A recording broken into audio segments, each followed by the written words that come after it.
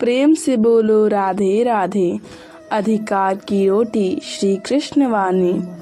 एक राजा था, उसके यहाँ एक दिन एक ब्राह्मण आए। उन्होंने राजा से अनेक विषयों पर चर्चा की। प्रसंगवश अधिकार की रोटी की बात आ गई। राजा ने पूछा, महात्मन, अधिकार की रोटी क्या होती है? कृपा करके हमें ये बताइए।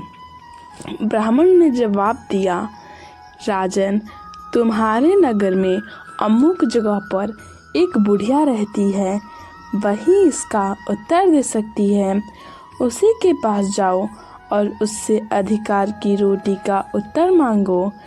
राजा ने कहा, जैसे आपकी आज्ञा। राजा बुढ़िया की तलाश में चल पड़ा। ढूंढते ढूंढते उसे वह बुढ़िया मिल गई। वह एक झोपड़ी में बैठी चरखे पर सूत काट रही थी।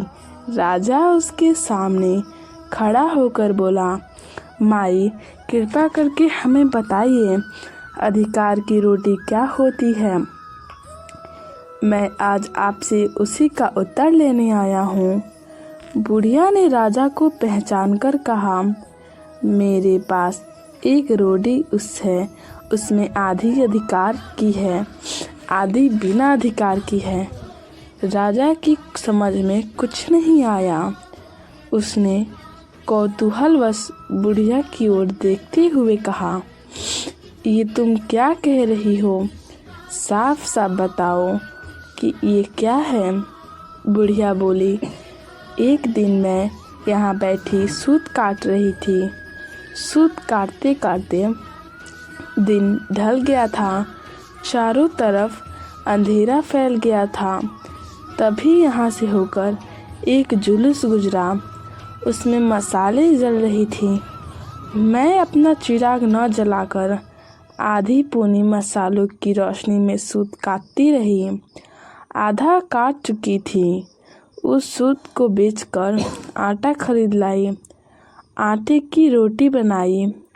इस तरह आधी रोटी मेरे अधिकार की थी, आधी बेअधिकार की। उस पर मेरा नहीं, जुलूस वालों का अधिकार था। बुढ़िया की बात सुनकर राजा चकित रह गया।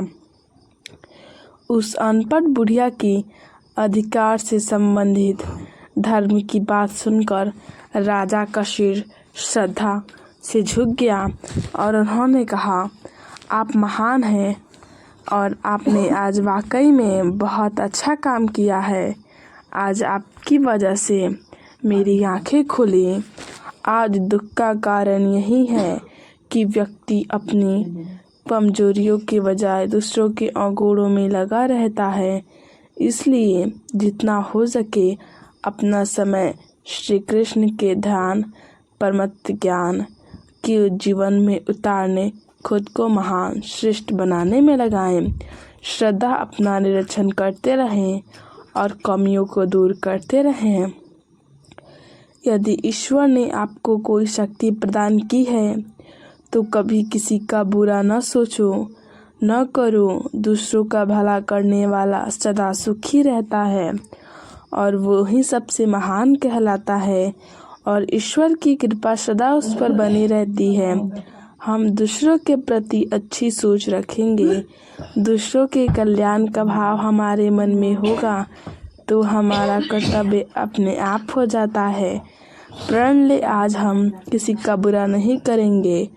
सब मिलकर बोलो राधे राधे।